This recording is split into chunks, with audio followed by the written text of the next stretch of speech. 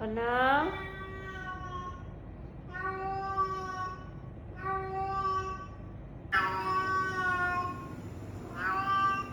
പൊന്നാ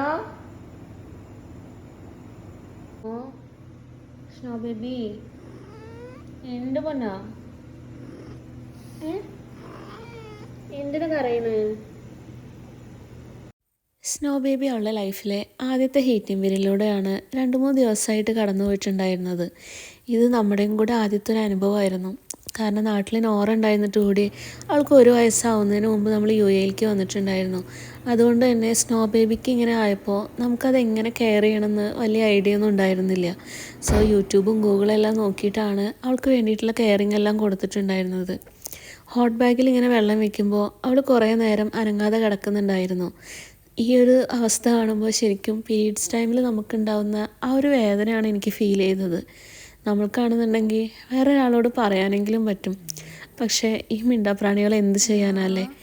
എന്തായാലും നമ്മളെക്കൊണ്ട് പറ്റുന്നതിൻ്റെ പരമാവധി കെയർ നമ്മൾ കൊടുത്തിട്ടുണ്ടായിരുന്നു. സാധാരണ അവൾക്ക് കൂടുതൽ നമ്മൾ എടുത്തിരിക്കുന്നതൊന്നും അത്ര ഇഷ്ടമില്ല. പക്ഷേ ഈ ഒരു ടൈമിൽ അവൾക്കും നമ്മുടെ പ്രസൻസ് വേണമെന്ന് തോന്നിയിട്ടുണ്ടായിരുന്നു.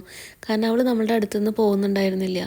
ചില സമയത്ത് വേദനയെല്ലാം മാറിയിട്ടാണോ അറിയില്ല, അവൾ സുഖമായിട്ട് കിടന്ന് ഉറങ്ങുന്നത് കാണുമ്പോൾ ഒരു സമാധാനമാണ്.